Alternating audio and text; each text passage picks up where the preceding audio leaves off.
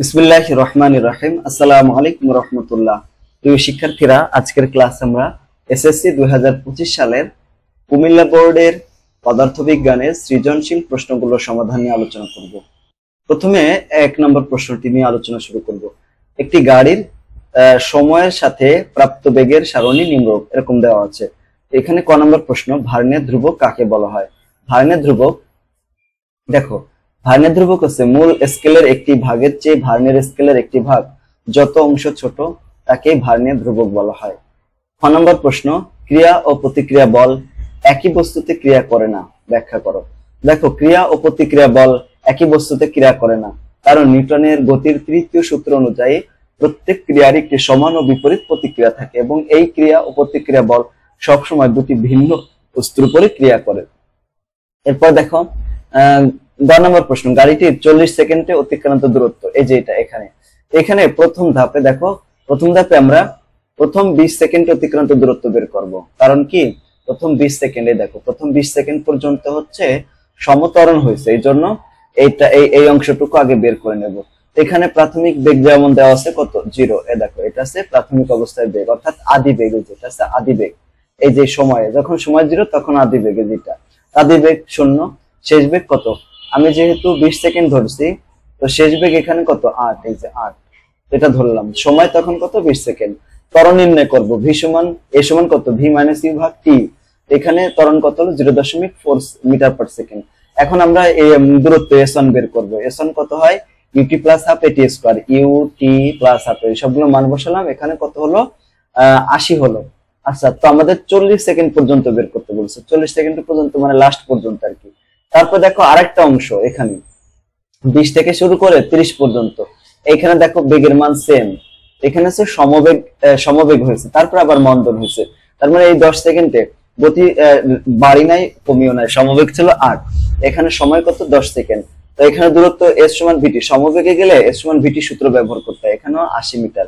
তারপর দেখো আর লাস্টে যে 10 সেকেন্ড, যে 30 থেকে 40, এখানে আবার মন্দন হয়েছে, দেখো কমে গেছে, যে এই অংশটুকু।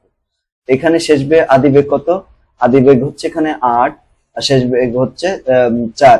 বিয়োগ করে আমরা এখানে ত্বরণ বের করলাম বা মন্দন বের করলাম, কত হলো, -0.4। এখন এখানে আমরা s3 বের করব এই যে সূত্র দিয়ে, মানগুলো বসিয়ে দিলাম। এখানে 80 মিটার 60 মিটার হলো টোটাল। এখন সবগুলো যোগ করব, s1 s2 s3 যোগ করলে কত হলো, 220 মিটার হলো। এটা হচ্ছে গ নাম্বার ছিল। এরপরে ঘ নাম্বার লাস্ট, এটা দেখো লাস্টে বলছে কি, গাড়িটির বেগ, সময়, লেখচিত্র এঁকে এর বিভিন্ন অংশের গতির প্রকৃতি বিশ্লেষণ করতে হবে। এই যেখানে আমাদের এখানে কি করতে হবে, দেখো গতির প্রকৃতি ব্যাখ্যা করতে বলছে, তার আগে লেখচিত্র আঁকতে হবে। তো লেখচিত্র এইভাবে আঁকতে হবে। দেখো সময় তো 0 থেকে শুরু হয়েছে, 0 থেকে এই যে 20 পর্যন্ত। দেখো 20 যখন সময় 0 তখন বেগ কত, যখন সময় 0 এই দিকে খেয়াল রেখে আমাদের করতে হবে। যখন সময় 0 তখন বেগ 0, যখন সময় 5 তখন বেগ কত, 2। এখন সময় যখন 5 তখন বেগের মান কত, 2। তারপর সময় যখন 10 তখন বেগের মান কত, 4, এইভাবে। তারপর দেখো 15 হলে এখানে 6, তারপর বিশেষ সময় কত, 8। তারপর যখন 25 তখনও 8, 30-এর সময়ও 8, তারপর 35-এও 6 আর 40-এ হচ্ছে কত, 4। তারপর এই মানগুলো এইভাবে যোগ করে দিতে হবে, এইভাবে যোগ করে করে এইভাবে হচ্ছে আমাদের লেখচিত্র অঙ্কন করতে হবে। এখন এখানে আমাদের বেগের অংশগুলো বর্ণনা করতে হবে। দেখো এখানে ওই অংশে 0 থেকে 20 সেকেন্ড পর্যন্ত আদি বেগ হচ্ছে 0, শেষ বেগ হচ্ছে এটা। তো এখানে ত্বরণের মান এটা তো আমরা বের করেছিলাম, তাই না, ওইরকমই। তারপরে এখানে কোনো ত্বরণ নাই, ত্বরণের মান 0। এরপরে এই অংশে আবার ত্বরণ হয়েছে যে -0.4 মিটার পার সেকেন্ড। এইভাবে আমাদের এই ম্যাথটা করে ফেলতে হবে, শেষ করতে হবে। এরপরে 2 নাম্বার প্রশ্ন, দেখো এখানে দৃশ্যকল্প 1 এবং দৃশ্যকল্প 2 রয়েছে। তো এখানে আমাদের কতগুলো প্রশ্ন করা হয়েছে, দেখো। আচ্ছা, প্রথম প্রশ্ন হচ্ছে, দেখো ঘর্ষণ বল কাকে বলা হয়, যে ঘর্ষণ বল কাকে বলা হয়, ঘর্ষণ বল কাকে বলা হয়, যে ঘর্ষণ বল হলো দুটি বস্তু একে অপরের সংস্পর্শে আসার পর তাদের আপেক্ষিক গতিকে বাধা দেওয়ার জন্য যে বল সৃষ্টি হয়। তারপর হচ্ছে এখানে দেখো 2 নম্বর প্রশ্ন বা খ নম্বর, দুটি অসমমান ভরের একই বেগে গতিশীল গাড়ির মধ্যে সংঘর্ষ ঘটলে কোন গাড়িটি বেশি ক্ষতিগ্রস্ত হবে। দেখো ছোট ভরের গাড়িটি বেশি ক্ষতিগ্রস্ত হবে, কারণ সংঘর্ষের সময় দুই গাড়ির উপরে যে বল প্রয়োগ করা হয় তার সমান হলেও ছোট ভরের যে গাড়ির ত্বরণ বেশি হবে, ঠিক আছে। কারণ এই যে এম এর মান কম হলে ত্বরণ বেশি হবে, বেশি ত্বরণ মানে বেশি আঘাত এবং বেশি ক্ষতি হবে। অন্যদিকে বড় ভরের গাড়ির ত্বরণ কম হওয়ায় তা তুলনামূলক কম ক্ষতিগ্রস্ত হবে। এটা হচ্ছে উত্তর। তারপরে প্রশ্ন দেখো, দৃশ্যকল্প 2 নং এর লেখচিত্র অনুসারে গাড়িটির অতিক্রান্ত দূরত্ব নির্ণয় করতে হবে। দেখো দৃশ্যকল্প 2 তে যেটা এখানে অতিক্রান্ত দূরত্ব কত হবে, দেখো সময় আছে 0 থেকে শুরু করে 8 সেকেন্ড পর্যন্ত সমবেগে মানে সমত্বরণ হয়েছে, দেখছো বেগ বাড়ছে। আবার 8 থেকে এই 12 সেকেন্ড পর্যন্ত বেগ বাড়ি নাই, সমবেগ রয়েছে। তারপরে আবার কিন্তু বেগ বাড়ছে, তারপরে বেগ কমছে, এভাবে কমে কমে 18 সেকেন্ড পর্যন্ত এসে থামছে। থামি নাই, এখানে এসে মানে 4 হয়েছে। তো এই পর্যন্ত দেওয়া আছে। এখান থেকে আমাদের অতিক্রান্ত দূরত্ব বের করতে হবে। তো আমরা যেভাবে বের করতে পারি, ওই অংশের ক্ষেত্রে ওই অংশ দেখো, ওই অংশ বলতে এখানে যেটা বোঝানো হয়েছে ও এ, এটা, তারপর এটার নাম মনে করো বি দিলাম, এটার নাম সি দিলাম, এটার নাম মনে করো ডি দিলাম, ঠিক আছে। তো ওই অংশের ক্ষেত্রে আদিবেগ কত, আদিবেগ 0, শেষ বেগ এখানে কত, শেষ বেগ হচ্ছে 8, এবং সময় কত, এখানে সময়ও হচ্ছে 8, দেখছো। তাই ওই মানগুলো এখানে লিখলাম। আর এখানে ত্বরণ কত, ত্বরণের মান হচ্ছে 1, এইভাবে আমরা সূত্র দিয়ে বের করলাম। v সমান u প্লাস এটি। আমরা চাইলে এ সমান এটা দিয়ে বের করতে পারি, v মাইনাস ইউ ভাগ হচ্ছে টি, দেখছো ভির মান কত, এখানে 8 মাইনাস 0 ভাগ হচ্ছে এখানে কত 8। তো ভাগ করলে কত হয়, 1 মিটার পার সেকেন্ড স্কয়ার, তাই না, এরকম। তো এখানে দূরত্ব নির্ণয় করবে, s1 সমান ut প্লাস হাফ এটি স্কয়ার। এই সূত্র দিয়ে আমাদের দূরত্ব হলো কত, 32। তারপরে এবি অংশ দেখো, এবি অংশ মানে যেখানে সমবেগে কতটুকু সময় গেল, এই যে 12 সেকেন্ড পর্যন্ত, মানে 8 থেকে 12 সেকেন্ড, এই 4 সেকেন্ডে সমবেগে গেছে। তো এখানে এবি অংশ গতি হচ্ছে অপরিবর্তিত, মানে ভি সমান 8 মিটার পার সেকেন্ড। সময় কত, সময় হচ্ছে 4। এখন দূরত্ব কত, এর সমান ভিটি, এই যে 32 হলো। আবার বিসি অংশের ক্ষেত্রে একই ভাবে দেখো, বিসি এই যে বি অংশ, এখানে আছে সি অংশ, এখানে বেগ বাড়ছে, তার মানে সমত্বরণ হয়েছে, সেই ত্বরণটা কত এটা আমরা এই সূত্র দিয়ে বের করে নেব। এ সমান কত, ভি মাইনাস ইউ ভাগ হচ্ছে টি।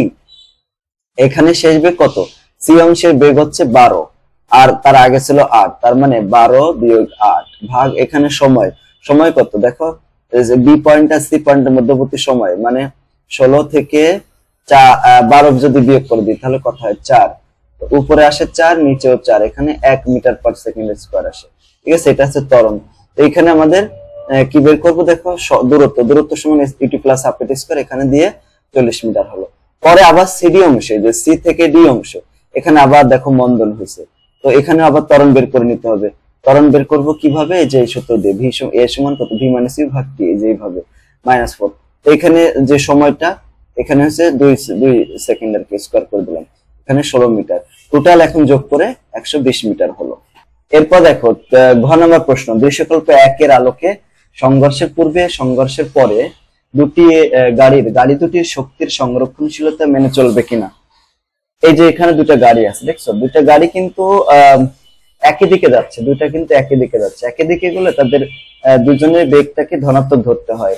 তো আদিবেগ, প্রথম বস্তুর আদিবেগ হচ্ছে 60, দ্বিতীয় বস্তুর হচ্ছে 40। প্রথম বস্তুর ভর হচ্ছে এটা, ঠিক আছে, 2000 কেজি, আর দ্বিতীয় বস্তু হচ্ছে 1500 কেজি, এরকম দেওয়া আছে। আচ্ছা, তো এখন আমাদের এই ডাটাগুলো যেগুলো দেওয়া আছে এগুলো লিখলাম, সবগুলো লিখলাম। এখন সংঘর্ষের পরে উভয় গাড়ি একত্রে চলবে, যদি একত্রে চলে বা তাদের, তাহলে একত্রে চলে কিভাবে বুঝলাম, এই যে একসাথে দেওয়া রয়েছে, ঠিক আছে, এটা দেখে বুঝতেছি আর আছে একসাথে চলতেছে। হ্যাঁ, এটা যদি একসাথে চলে তাহলে এদের শেষ বেগ কত হবে, দুইটারই শেষ বেগ কত হবে। তো এটা হচ্ছে সূত্র, m1 u1 যোগ m2 u2 ভাগ আছে m1 যোগ m2। সব মানগুলো এখানে বসালাম, বসে এত মিটার পার সেকেন্ড হলো। এখন সংঘর্ষের পূর্বে মোট গতিশক্তি বের করতে হবে। প্রথম বস্তুর গতিশক্তিটা, দ্বিতীয় বস্তুর গতিশক্তিটা। আমরা এখন কি করব, মানগুলো হিসাব করব, হিসাব করে এত হলো, এত জুল হলো। একইভাবে সংঘর্ষের পরে মোট গতিশক্তি কত হবে, হাফ m1 u1, হ্যাঁ, হাফ m1 যোগ m2 ভি স্কয়ার, এখানে এই মানগুলো বসে দিলাম। এখন দেখতেছি যে সংঘর্ষের পূর্বে এবং পরে গাড়ি দুটি শক্তির সংরক্ষণশীলতার নীতি মেনে চলবে না, মানে মিল হবে না, ঠিক আছে, দুটা কিন্তু আলাদা আলাদা। তো এরকম আসে এই পরীক্ষায়, মানে পরীক্ষায় এরকম আসতে পারে যে এইভাবে আর একদম সেম উদ্দীপক দিয়ে সেমই উত্তর হবে, লাস্টে খালি একটা কথা লিখতে হবে যে এটা স্থিতিস্থাপক সংঘর্ষ হবে কিনা। যদি দেখো E1 এবং E2 সমান হয় তাহলে স্থিতিস্থাপক সংঘর্ষ হবে। আর এখানে যেহেতু স্থিতিস্থাপক সংঘর্ষ হবে না, কেন? কারণ এখানে E1 এবং E2 সমান হয়নি, ঠিক আছে? তো সমান হয়নি অর্থাৎ ইকুয়াল হয়নি, তার মানে এটা হচ্ছে স্থিতিস্থাপক সংঘর্ষ হবে না, অস্থিতিস্থাপক সংঘর্ষ হবে। আচ্ছা, এরপর 3 নাম্বার চলে যায়, 3 নাম্বার প্রশ্ন আর কি। এরপর 3 নাম্বার প্রশ্নটা হচ্ছে একটি রেল লাইনে 7.80 গ্রাম পার সিসি ঘনত্ব বিশিষ্ট 20 মিটার দৈর্ঘ্যের লোহার পাত ব্যবহার করা হচ্ছে। গ্রীষ্মকালে তাপমাত্রা 10 ডিগ্রি সেলসিয়াস বেড়ে গেল, লোহা দৈর্ঘ্য প্রসারণ সহগ দেওয়া আছে। এখন প্রথম ক নম্বর প্রশ্ন, প্রকৃত প্রসারণ কাকে বলা হয়? তো এখানে দেখো উত্তর, তাপমাত্রা বৃদ্ধির ফলে একটি বস্তুর দৈর্ঘ্য, আয়তন বা ক্ষেত্রফল যেটুকু বৃদ্ধি পায় তাকে প্রকৃত প্রসারণ বা অ্যাকচুয়াল এক্সপানশন বলা হয়, এক্সপেনশন। আচ্ছা, খ নম্বর হচ্ছে সেলসিয়াস এবং কেলভিন স্কেলে একই তাপমাত্রা পাওয়া যায় না কেন? কারণ হচ্ছে সেলসিয়াস স্কেলে 0 ডিগ্রি মানে পানি হিমায়িত হয়, তাই না, মানে বরফ হয়ে যায়। আর কেলভিন স্কেলে 0 মানে পরম শূন্য তাপমাত্রা। দুই স্কেলের বিন্দুর মধ্যে পার্থক্য আছে 273.15, তাই একই তাপমাত্রার জন্য দুই স্কেল ভিন্ন মান হবে, একই আলাদা আলাদা হবে, একই হবে না, ঠিক আছে?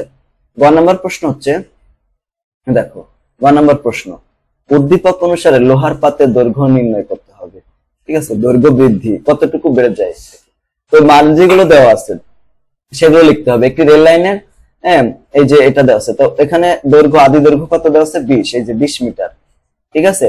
তাপমাত্রা বৃদ্ধি দেওয়া আছে আর দৈর্ঘ্য প্রসারণ সহগ আছে, এই 3টা মান আমাদের লাগবে। ওইটা আমরা লিখলাম যে প্রাথমিক দৈর্ঘ্য এইটা, তাপমাত্রা বৃদ্ধি দেওয়া আছে এটা, তো এটা সমান 10 কেলভিন আমরা লিখতে পারি, কারণ যখন তাপমাত্রা বৃদ্ধির কথা বলবে তখন কেলভিন স্কেলে এবং সেলসিয়াস স্কেলে তাপমাত্রা বৃদ্ধি সেম থাকবে। এটা হচ্ছে দৈর্ঘ্য প্রসারণ সহগের মান। এখন দৈর্ঘ্য কতটুকু বৃদ্ধি পাবে, এটা সূত্র হচ্ছে ডেল্টা এল সমান L1 ইন্টু আলফা ডেল্টা টি। L1 এর মান, L0 এর মান বসাই দিলাম, আলফার মান এটা, ঠিক আছে? আর ডেল্টা টি এর মান হচ্ছে এটা, গুণ করলাম 0.0232 মিটার হলো। এরপরে প্রশ্ন যে উদ্দীপক অনুসারে, ঘ নম্বরের উদ্দীপক অনুসারে তাপমাত্রা বৃদ্ধি পাওয়ায় লোহার ঘনত্ব পরিবর্তিত হবে কিনা, মানে কোনো চেঞ্জ হবে কিনা, ঘনমাত্রা পরিবর্তন। দেখো ইচ্ছা এখানে ঘনত্ব তো দেওয়া আছে যে প্রাথমিক ঘনত্ব, এখন এটা পরিবর্তন হবে কিনা তাই বলতেছে। তো প্রাথমিক অবস্থায় যেটা দেওয়া আছে লোহার ঘনত্ব সেটা লিখলাম, দৈর্ঘ্য প্রসারণ লিখলাম, তাপমাত্রা বৃদ্ধি লিখলাম। আচ্ছা, তো আয়তন প্রসারণ সহগ আমরা বিটা নির্ণয় করতে হবে, যেহেতু আয়তনের সাথে আমার ঘনত্বের সম্পর্ক রয়েছে এজন্য। তো বিটা সমান হচ্ছে 3 আলফা, তো এখানে এই মানটা আসলো বিটার মান, ঠিক আছে? এখন নতুন ঘনত্ব নির্ণয়, ঘনত্ব এবং আয়তনের মধ্যে যে সম্পর্ক রো সমান m/v, তো m এর মান আমরা বের করব, ঠিক আছে? তো m মানে ভর অপরিবর্তিত থাকায় আয়তন বৃদ্ধির কারণে ঘনত্ব হ্রাস পায়। ঘনত্বের পরিবর্তন কত হবে? ঘনত্বের পরিবর্তন রো আই রো নট সমান 1 প্লাস বিটা ডেল্টা টি, এটা সূত্র। এখন মানগুলো বসাই দিলাম, ঠিক আছে? বসিয়ে এখন দেখো এখানে মান বসালে এখানে ঘনত্ব কত আসে? 7.797 এরকম আসে, কিন্তু এখানে আগে কত ছিল? এই যে 7.8, মানে সামান্য পরিবর্তন হবে, হালকা কিছু পরিবর্তন হবে, ঠিক আছে? তাই এখানে লেখা হয়েছে কি, লোহার তাপমাত্রা বাড়ার ফলে আয়তন বৃদ্ধি পায় এবং ঘনত্ব খুবই কম হয়, তবে পরিবর্তন খুবই সামান্য হয়, অর্থাৎ লোহার ঘনত্ব পরিবর্তন হয় খুবই অল্প পরিমাণে, ঠিক আছে? এরপরে পরে যে প্রশ্নটা আর কি 4 নাম্বার, দেখো এই যে এটা হচ্ছে উদ্দীপক। তো ক নম্বর প্রশ্ন, প্লাবতা কাকে বলা হয়? প্লাবতা হচ্ছে, দেখো যখন কোনো বস্তুকে কোনো তরলে ডুবানো হয় তখন তরলটি বস্তুটিকে উপরের দিকে ওঠানোর জন্য একটি বল প্রয়োগ করে, এই বলটিকেই প্লাবতা বলে। হ্যাঁ, তুমি যদি তোমার দেখো একটা পানি, মানে পানির বোতল আছে না, মুখ আটকায় পানি না ভরে, মনে করো খালি অবস্থায়, তুমি করবে কি, এটাকে পানির ভিতর ডুবাতে চাইবা, দেখবা কি যে ডুববে না, উপরের দিকে উঠে আসবে। এই যে উপরের দিকে উঠে আসে, হ্যাঁ, ওই যে আসে যে বল প্রয়োগ করে, ওটাকে প্লাবতা বলা হয়। পরের প্রশ্নটা আছে, আরোহণের জন্য অতিরিক্ত অক্সিজেন সরবরাহের প্রয়োজন হয় কেন? মানে যারা পর্বতে উঠে আসে, উপরে ওঠে, যেমন হিমালয় পর্বত অনেকে জয় করে, তাই না, ওরকম। তো উচ্চ পর্বতে বাতাসের চাপ কমে যাওয়ার কারণে বাতাসে অক্সিজেনের ঘনত্ব কমে যায়, ফলে শ্বসনের মাধ্যমে শরীরে পর্যাপ্ত অক্সিজেন পৌঁছাতে পারে না, এতে শ্বাসকষ্ট এবং অন্যান্য সমস্যা দেখা দেয়, তাই পর্বত আরোহণের সময় স্বাভাবিক শ্বাস প্রশ্বাস বজায় রাখতে কি করতে হবে? অতিরিক্ত অক্সিজেন সরবরাহ করতে হবে। এরপরে গ নাম্বার দেখো, বড় পিস্টনে কাজের পরিমাণ নির্ণয় করতে হবে। এইখানে তো এটা তো প্যাসকেলের এই যে আর কি, তো এখানে দেখো এটা হচ্ছে F1, এই যে এটা কি F1, আর এটা হচ্ছে সে A1 ক্ষেত্রফল, মানে এটা হচ্ছে প্রথম মানে ছোট পিস্টনের বল, আর এটা হচ্ছে ক্ষেত্রফল। আর এখানে পিস্টনটা এইখান থেকে এতটুকু অতিক্রম করছে, কত? 3 সেন্টিমিটার। বড় পিস্টনের ক্ষেত্রে আয়তন ক্ষেত্রফল দেওয়া আছে যেটা, আর কিছু দেওয়া নেই। এখানে আমাদের কৃত কাজের পরিমাণ হিসাব করতে হবে। এখন এটার উত্তরে চলবে, যেমন দেখো ছোট পিস্টনের বল কত? 250, এই যে 250, এটা হচ্ছে ছোট পিস্টনের বল। আচ্ছা, তারপরে ছোট পিস্টনের ক্ষেত্রফল দেওয়া আছে কত? 6 সেন্টিমিটার স্কয়ার। এই দেখো 6 সেন্টিমিটার স্কয়ার। এখন আমাকে মিটার স্কয়ারে নিতে হবে। সেন্টিমিটার থেকে মিটার নিতে হলে তার সাথে আমরা 10⁻⁻⁴ গুণ করে দিতে হবে, যে গুণ করে দিলাম। পরে এখানে বড় পিস্টন যেটা, তার ক্ষেত্রফল 30 দেওয়া আছে, এই যে 30 দিলাম। 30 সেন্টিমিটার স্কয়ার আছে, তো এটার মতোই মিটার স্কয়ারে নেওয়ার জন্য 10⁻⁴ দ্বারা গুণ করে দিতে হবে এইগুলা। এখন আমরা যে সূত্রটা জানি, F1 ভাগ আছে A1 সমান কত? F2 ভাগ আছে F2 আর কি, মানে F2 বাই A2। তো এখানে F2 সমান কত হয়? F2 টাকে যদি এখানে রাখি, এই যে F2 সমান, তাহলে লেখা যায় F1 গুণ হচ্ছে A2 ভাগ আছে A1। মানগুলো বসিয়ে দিলাম, এই যে সবকিছুর মান, F1 এর মান, A2 এর মান, A1 এর মান। তো হিসাব করে কত হলো? এই মানটা এত আসলো, 1250 নিউটন। এখন ছোট পিস্টনের সরণ দেওয়া আছে, দেখো ছোট পিস্টন এই যে সরণের মান L1 কত? 3 সেন্টিমিটার। এই যে এটাকে মিটারে নেওয়ার জন্য 100 দ্বারা ভাগ করেছি, মানে 3 কে যদি 100 দ্বারা ভাগ করা হয় তাহলে 0.03 মিটার আসবে। ওইটা এই যে সেই মানটা আছে এত। এখন কাজের সমতা অনুযায়ী আমরা যে সূত্রটা জানি, একটা F1 L1 সমান আছে F2 L2, তো আমাদের L2 এর মান বের করতে হবে এখান থেকে। তো L2 সমান কত লেখা যায়? F1 L1 ভাগ আছে কত? F2। এখানে মান বসাইলাম, কত হলো? 0.06 মিটার হলো। বড় পিস্টনের কৃত কাজের পরিমাণ কত হবে? W সমান F2 L2, এই মানগুলো বসালাম, কত হলো? 75 জুল হলো। তাহলে বড় পিস্টনে কৃত কাজের পরিমাণ হবে এই যেটা 75 জুল। তারপরে এখানে পরে প্রশ্নটা, উদ্দীপক অনুসারে পি বস্তুটিকে সিলিন্ডারে বড় পিস্টনে রাখলে সেটি উপরে উঠাতে পারবে কিনা। মানে বলতেছে যে এই যে পি বস্তুটা আছে, এই যে এই বস্তুটার ভর দেওয়া আছে, দেখছো 250 কেজি, এটাকে যদি তুমি এইখানে বসালে এটা উপরের দিকে উঠবে কিনা। তার মানে যেটা করতে হবে, F2 এর মান বের করতে হবে। F2 এর মান, যদি এই যে পি বস্তুটা আছে এটার ওজন বের করতে হবে, মনে করো এটা W2 বা W, এটার ওজন বের করতে হবে। এটার ওজনের চেয়ে যদি F2 এর মান বেশি হয়, যেমন F2 এর মান আমরা বের করেছিলাম কত? 1250 আসছে, দেখছো এই যে এখানে, এই যে এটা, এই যে 1250। যদি 1250 এর চেয়ে এই যে এই ওজনটা কম হয়, তাহলে এই বস্তুটাকে উপরে উঠাইতে পারবে। আর যদি এই ওজনের মান এই 1250 এর চেয়ে বেশি হয়ে যায়, তখন আর উপরের দিকে উঠানো সম্ভব হবে না। এটাকে এইভাবে করতে হবে, দেখো যে বড় পিস্টনের যে বল এটা 1250, আর ওই যে পি বস্তুর ভর দেওয়া আছে, এটা অভিকর্ষ ত্বরণ দেওয়া আছে। আমাদের একটা ডাব্লিউ এর মান বের করতে, ডাব্লিউ সমান mg, মানে ওই পি বস্তুটার ভর ওজন বের করতে হবে। এখানে কত আসছে? 1450, কত? 2450। কিন্তু এখানে বল কতটুকু আছে? মাত্র 1250। এই দেখো এই 1250, এখানে আছে 1250, এটা উপরের দিকে যাবে এই বলে। কিন্তু ওই বস্তুটাকে উপরের দিকে উঠাতে আমার 2450 নিউটন বল লাগবে। তো 100 প্রায় ডাবল, তাই না? ডাবল। এত বল তো এখানে নাই, তাহলে এটা উপরে উঠানো সম্ভব হবে না। ঠিক আছে, যদি কম হতো তাহলে উপরে উঠানো সম্ভব হতো। উদ্দীপক অনুসারে পি বস্তুটিকে সিলিন্ডার হবে, বড় পিস্টনে রাখলে সেটি উপরে উঠাতে পারবে না। That's answer. এরপরে দেখো 5 নম্বর প্রশ্ন। 5 নম্বর প্রশ্নটা হচ্ছে সপ্তম অধ্যায় থেকে আসছে, এরকম দেওয়া আছে। এখন ক নম্বর প্রশ্ন, প্রতিধ্বনি কাকে বলা হয়? প্রতিধ্বনি হলো কোন উৎস থেকে উৎপন্ন শব্দ কোন কঠিন প্রতিবন্ধকে প্রতিফলিত হয়ে পুনরায় সেই উৎসস্থলে ফিরে আসা শব্দ। আচ্ছা, মানে এক জায়গা থেকে উৎপন্ন হয়েছে শব্দ, এটাকে সামনে বাধা পেয়ে আবার ফেরত আসছে, এটাকে প্রতিধ্বনি বলা হয়। এরপরে তাপ তরঙ্গ একটি অনুপ্রস্থ তরঙ্গ। কেন? কারণ দেখো তাপ তরঙ্গ হলো একটি অনুপ্রস্থ তরঙ্গ, কারণ এটি তরঙ্গ যখন সঞ্চালিত হয় তখন মাধ্যমের কণাগুলো তরঙ্গের দিকের সাথে সমকোণ বা লম্বভাবে কম্পিত হয়। এই বৈশিষ্ট্যের কারণেই তাপ একটা কি অনুপ্রস্থ তরঙ্গ। এটুকু বললে পরে গুলো তুমি বললে না বললে এটা তোমার ইচ্ছা, কিন্তু এতটুকু বললেই তোমার হবে। তারপর দেখো উদ্দীপকের 1 নং চিত্র অনুসারে তরঙ্গের কম্পাঙ্ক নির্ণয় করতে হবে। দেখো 1 নং হচ্ছে প্রথমটা, তাই না? এটার থেকে কম্পাঙ্ক নির্ণয় করতে হবে।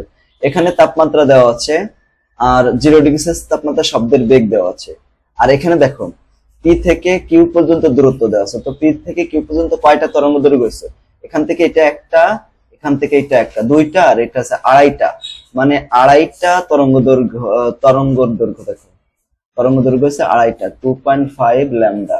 এটা সমান কত? 10 মিটার এরকম হয়েছে, ঠিক আছে?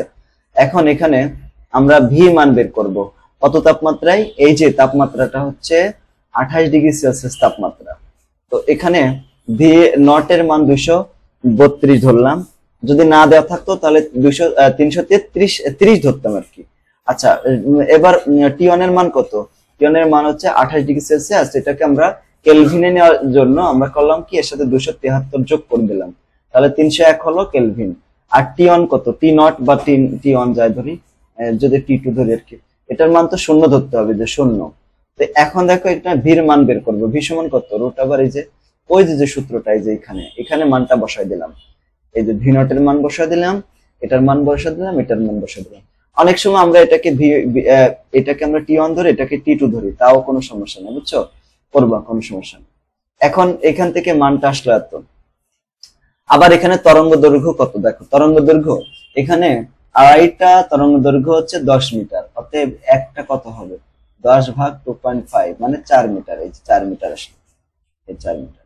তো আমরা জানি ভি সমান এফ ল্যামডা। এফ সমান তাহলে কত? V by lambda.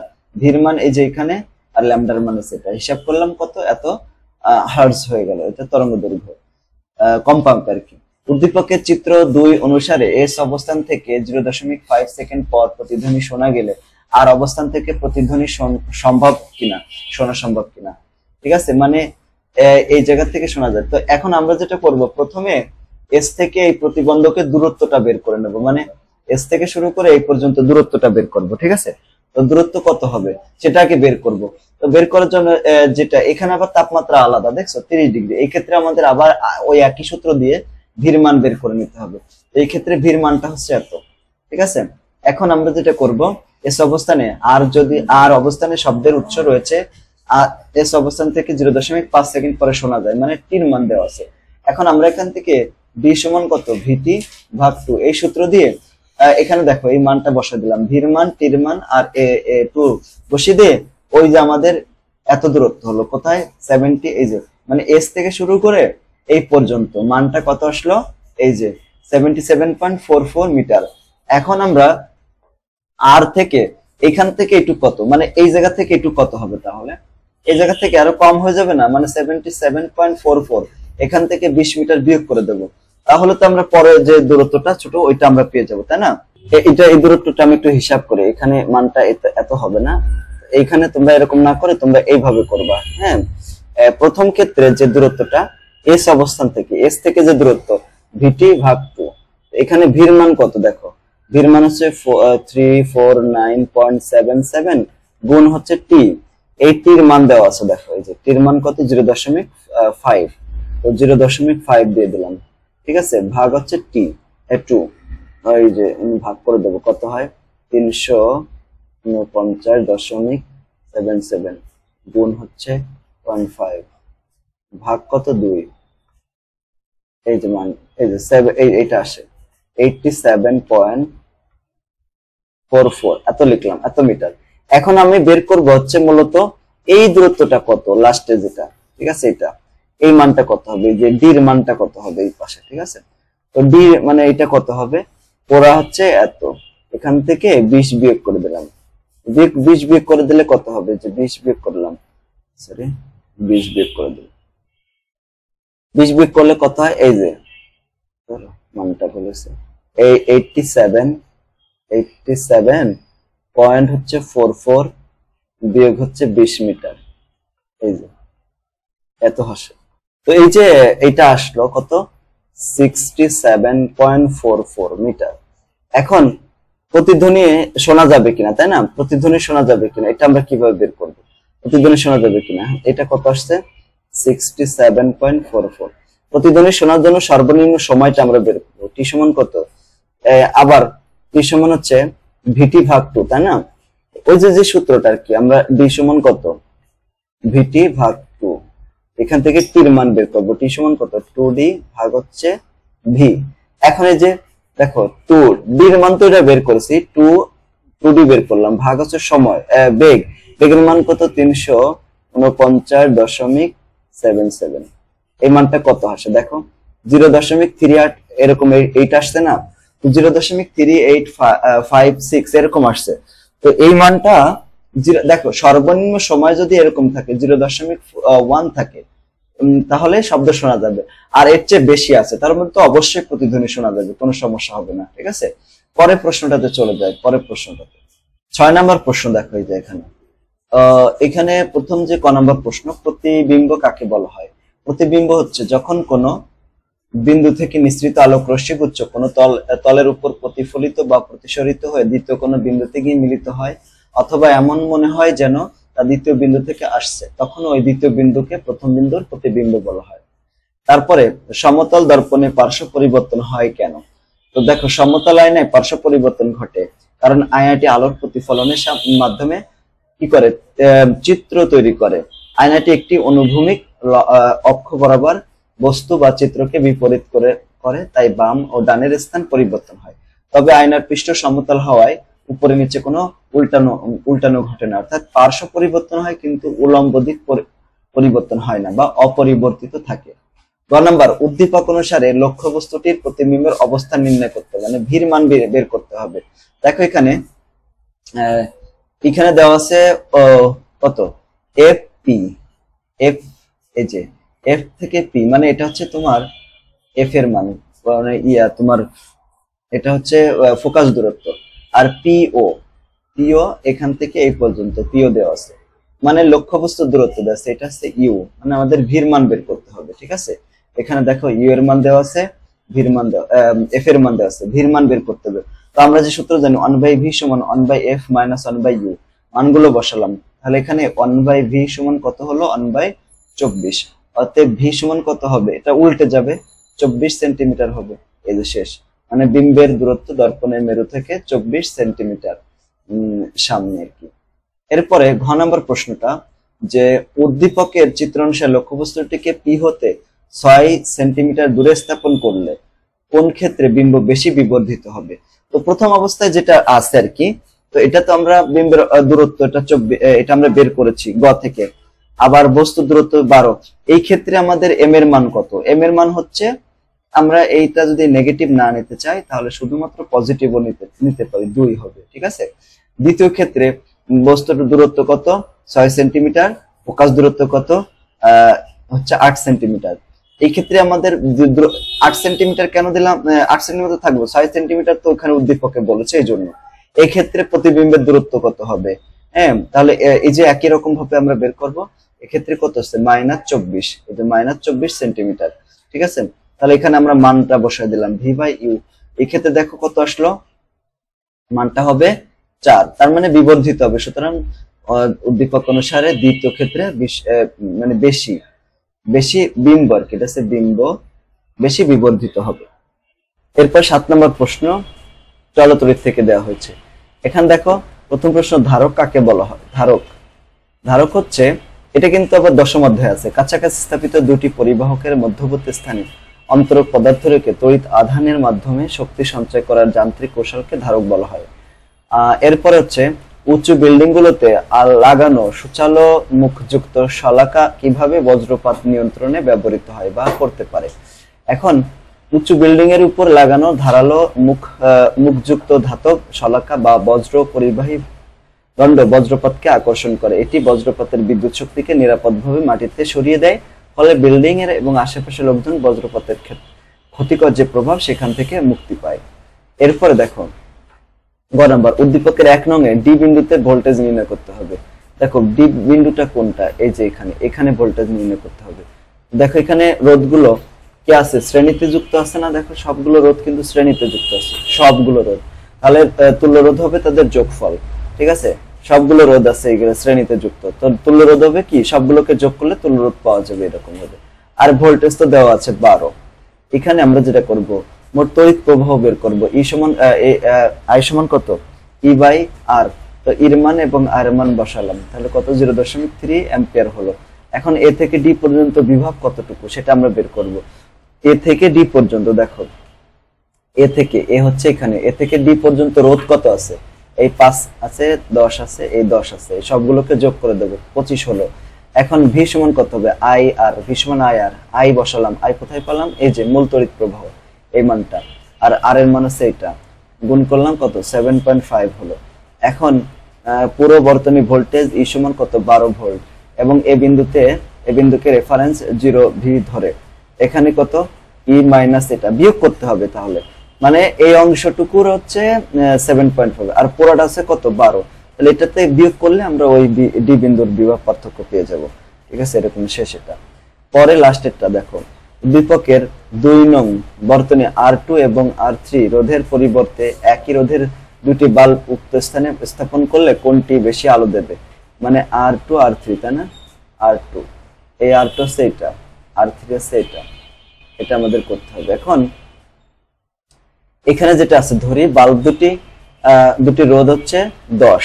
এখন R1 R2 RP রোধ তিনটি সমান্তরালে সংযুক্ত রয়েছে, সমান্তরালে যুক্ত রয়েছে। দেখো এই কটা হচ্ছে সমান্তরালে যুক্ত রয়েছে, তাই না, এই যে এইটা এইটা এবং এইটা সমান্তরালে যুক্ত। ও তাহলে এখানে এটার তুল্য রোধ কত হবে, 1/R1 1/R2 1/R3, এইভাবে কত হলো, RP এর মান হচ্ছে 4 হলো। R1 R2 R3 দেখো, R1 দেখো এখানে একটা ভুল হয়েছে, এখানে হবে হচ্ছে R3 আর হচ্ছে R4 R4 এবং R5, ঠিক আছে, R5 এই রোধ তিনটি সমান্তরালে সংযুক্ত। এইখানে দেখো R4 R3, যে এটা এখানে এই যে R3 R4 R5 এই তিনটা আছে সমান্তরাল যুক্ত আছে। হ্যাঁ, ওই তিনটা তুল্য রোধ হবে এইভাবে আমাদের বের করব, 1/RP সমান হচ্ছে 1/R3 যোগ 1/R4 যোগ 1/R5, এইভাবে 3 4 5 মানগুলো কত আসলো, 1/4 আসলো। এটাকে আমরা RP সমান তাহলে কি লিখতে পারি, RP সমান লিখতে পারি 4 ওহম, এইভাবে। ঠিক আছে, এরপরে এখন এই যে R1 সমান, এই যে R1 মানে কত, এই যে এটা 10, এটা আছে এটাও 10। তো R1 R2 এবং RP এই যে 4, এই তিনটা আবার শ্রেণীতে যুক্ত আছে, তো যোগ করে দিলাম 24 হলো। তাহলে বর্তনীর তড়িৎ প্রবাহ কত হবে, তড়িৎ প্রবাহ I সমান E বাই R, তাই না। তো এর মান হচ্ছে 180 এর মান, এই দেখো এর মান হচ্ছে 180, এটাকে R দ্বারা ভাগ করব, R এর মান কত, এই 24, টোটাল 24 হবে। ঠিক আছে, তাহলে কত 7.5 অ্যাম্পিয়ার, শেষ অ্যাম্পিয়ার হলো আর কি। তো এখন RP এর দুই প্রান্তের বিভব পার্থক্য কত হবে, RP হচ্ছে যে এখান থেকে এইটুকের পার্থক্য আর কি, কত হবে দেখি। এখানে V সমান আছে IR, তো I এর মান বসালাম, আর R এর মান, RP এর মান আমরা বের করেছি না, যে RP হচ্ছে 4, এই যে এই 4, এই মানটা এখানে বসিয়ে দিলাম। তাহলে এখানে দুই প্রান্তের বিভব পার্থক্য পেয়ে গেলাম। এখন R2 শ্রেণীতে যুক্ত থাকা, এর মধ্য দিয়ে এই যে R2 না, এটা হবে, হ্যাঁ শ্রেণীতে যুক্ত, এই যে এর মধ্য দিয়ে এই যে R2 যেহেতু শ্রেণীতে যুক্ত রয়েছে, এই যে এটা, এর তুল্য রোধ কত হবে, তুল্য রোধ হবে এটাই, মানে রোধ না, মানে এত তড়িৎ প্রবাহিত হবে। তাহলে R2 এর ক্ষমতা কত হবে, P2 সমান I² R2, I² এর মান বসানো, এটা হয়ে গেল। RP সময়ে যুক্ত থাকায় তার প্রতিটি রোধের বিভব পার্থক্য সেম থাকবে এটা, তাহলে এখানে I কত হবে, I সমান V বাই R হবে, তো মান হলো 3 অ্যাম্পিয়ার। তো এর ক্ষমতা কত হবে RS, প্রত্যেকটার ক্ষমতা সেম থাকবে, I² RS হবে, এখানে কত হবে 90 এটা। ঠিক আছে, এইভাবে এটা আছে R5 আর কি, সরি R5, হ্যাঁ R5। তো R5 কোনটা, এই যে এটা R5 হচ্ছে 10 দেওয়া আছে, 10, এই জন্য এটা হচ্ছে R5 হবে, R5 তাহলে 90 হলো, অর্থাৎ R2 এর মানে ক্ষমতা হচ্ছে এটা, আর R5 এর ক্ষমতা হচ্ছে 90। এরপর 8 নম্বর প্রশ্ন, লাস্টেরটা। এখানে যে প্রথম প্রশ্ন ক নম্বর, সলিনয়েড কি, সলিনয়েড কাকে বলা হয়। দেখো সলিনয়েড হলো শক্তিশালী চৌম্বকক্ষেত্র তৈরির জন্য অপরিবাহী আস্তরণযুক্ত তার দিয়ে বহুবার পেঁচিয়ে তৈরি কুণ্ডলীকে সলিনয়েড বলা হয়। তারপরে ডিজিটাল সিগন্যাল অ্যানালগ সিগন্যাল থেকে পৃথককারী, দুটার মধ্যে পার্থক্য আর কি। পরিবর্তনশীল ভোল্টেজ ব্যবহার করে আর নির্দিষ্ট মান 1 আর 2 0 আর 1 গ্রহণ করে। দূরত্ব বাড়লে ক্ষমতা কমে, একই থাকে, মান বিবর্ধিত হয় না, মান বিপরীত হয়। এখন গ নাম্বার প্রশ্ন, 1 নং চিত্র অনুসারে গৌণ কুণ্ডলী বিভব নির্ণয় করতে হবে। তো দেখো 1 নাম্বার এইখানে দেখো রোধ দেওয়া আছে, এটা এখানে রোধ দেওয়া আছে, এখানে এটা ভোল্টেজ দেওয়া আছে, এটা তো এটা বের করতে হবে। যেটা যেটা দেওয়া আছে সেটা লিখলাম আর কি, ঠিক আছে, এইগুলো আর কি লিখবো। যে মুখ্য কুণ্ডলী বিভব V1, মুখ্য কুণ্ডলী রোধ R1, গৌণ কুণ্ডলী রোধ R2 আর V2 এর মান, এই যে V2 ধরে নিলাম, ঠিক আছে। তো V2 এর মান বের করে, একটা V2 হবে, ঠিক আছে। এখন আমরা I এর মান বের করব। I সমান কত? V/R। তো আয়নের মান এইভাবে বের করলাম, ঠিক আছে। এইভাবে দেখো, আমি একটু অন্য নিয়মে করে দিই এটা, হ্যাঁ, যেটা এগুলো দেওয়া আছে কি, যেগুলো দেওয়া আছে সেগুলো আমরা লিখি, এইভাবে না লিখে আমরা এইভাবে লিখব। এখন মুখ্য কুণ্ডলীর যে বিভব, এটাকে আমরা, আচ্ছা, মুখ্য কুণ্ডলীর বিভবটাকে আমরা ভিপি ধরবো, মুখ্য কুণ্ডলীর রোধটাকে আমরা আরপি ধরবো, মুখ্য কুণ্ডলীর রোধটাকে আমরা আরএস ধরবো, আর গৌণ কুণ্ডলীর রোধকে আর গৌণ কুণ্ডলীর বিভবকে আমরা ভিএস ধরবো, ঠিক আছে। এটা বের করব। এখন আমরা এখান থেকে আইপি বের করি। আইপি মানে মুখ্য কুণ্ডলীর যে তড়িৎ প্রবাহ, সূত্র হচ্ছে ভিপি ভাগ হচ্ছে আরপি, এটা হচ্ছে সূত্র, ভিপি ভাগ হচ্ছে আরপি। এখন ভিপির মান তো দেওয়া আছে, দেখো এই যে 250 ভাগ হচ্ছে কত, মানে 220 ভাগ হচ্ছে 250, ভাগ করলে 0.88 অ্যাম্পিয়ার হলো। এটা হচ্ছে মুখ্য কুণ্ডলীর তড়িৎ প্রবাহ। এখন গৌণ কুণ্ডলীর যে তড়িৎ প্রবাহ আইএস, এটার মান বের করব। আইএস মান কত হয়? ভিপি ভাগ হচ্ছে ভিএস ইনটু হচ্ছে আইপি, এটা সূত্র। এখন দেখো ভিপি, এটা ভিপির মান আছে, ভিএস এর মান তো দেওয়া নাই, তাই না? এখন আমাদের ভিএস এর মানটাই বের করতে হবে, ঠিক আছে। ভিএস এর মান কত আসে? আচ্ছা, এই একটা সূত্র, আবার আরেকটা সূত্র তো জানি, আই সমান কত? আই সমান হচ্ছে V/R, তো ভিএস ভাগ হচ্ছে আরএস, এটাও তো হয়। আর এই পাশে হচ্ছে ভিপি ইনটু আইপি ভাগ হচ্ছে কত? ভিএস। এখন দেখো এখানে এই জায়গাও ভিএস আছে, এখানেও ভিএস আছে, এই দুটো আড়াআড়ি গুণ হবে, ভিএস এর স্কয়ার সমান কত হবে? এই যে ভিপি ইনটু আইপি ইনটু হচ্ছে আরএস টা নিচে ছিল, ওই পাশে যে উপরে হয়ে গেল।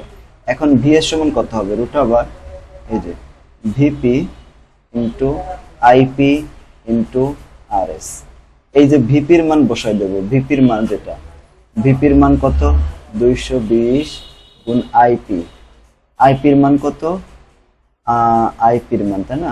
আইপির মান তো দেওয়া আছে নাকি, বের করেছি 0.88, 0.88 গুণ হচ্ছে আরএস, আরএস এর মান তো 350 দেওয়া আছে। এগুলো এই তিনটা গুণ করে রুট করে দিলে মান চলে আসবে 260.31 ভোল্ট, এটাই হচ্ছে আনসার। পরের প্রশ্নটা আছে, উদ্দীপকের 2 নং চিত্রে ডিভাইসটি এসি সিগন্যালকে কিরূপে পরিবর্তন করে বর্তনী অঙ্কন পূর্বক সেটা বিশ্লেষণ করতে হবে। এই যেটা দেখো, এই যেটা এইভাবে অঙ্কন করব প্রথমে, এটা তো এইভাবে করে, ঠিক আছে। আচ্ছা, এখন দেখো 2 নং চিত্রটি একটা পিএন জাংশন ডায়োড, একটি একমুখী কারক হিসেবে কাজ করে, অর্থাৎ এসি কে ডিসি রূপে রূপান্তরিত করে। পিএন জাংশন ডায়োডের পি প্রান্তে কোষের ধনাত্মক প্রান্তের সাথে এবং এন প্রান্ত কোষের ঋণাত্মক প্রান্তের সাথে যুক্ত থাকে। তখন পি টাইপ অর্ধপরিবাহীর ইলেকট্রনগুলো কোষের ঋণাত্মক প্রান্তের বিকর্ষণে পি টাইপ অর্ধপরিবাহীতে এবং পি টাইপ অর্ধপরিবাহীর ঋণাত্মক প্রান্ত এবং এন টাইপ ব্যাটারির ধনাত্মক প্রান্তের সাথে যুক্ত হয়। তখন কি হয়? ব্যাটারির মধ্যে বিদ্যুৎ প্রবাহিত হয়। যখন এইরকম হয়, যেমন এই যে এইভাবে, তখন কি হয়? অর্থাৎ পিএন জাংশন ডায়োডটি একদিকে তড়িৎ প্রবাহ অনুমতি দেয় তথা একমুখী কারক হিসেবে কাজ করে। অতএব 2 নং চিত্রটির কি করতে হবে? বর্তনীতে সংযুক্ত করলে ইহা এসি কারেন্টকে ডিসি কারেন্টে রূপান্তরিত করে। এই ছিল কুমিল্লা বোর্ড 2025 সালের সৃজনশীল প্রশ্ন, পদার্থবিজ্ঞানের সৃজনশীল প্রশ্নের সমাধান। ক্লাসটি তোমাদের কাছে কেমন লাগলো সেটা কমেন্টে জানিয়ে দিও। যদি ভালো লাগে তো আমাদের জন্য দোয়া করো। সবাইকে ধন্যবাদ। আসসালামু আলাইকুম ওয়া রাহমাতুল্লাহ।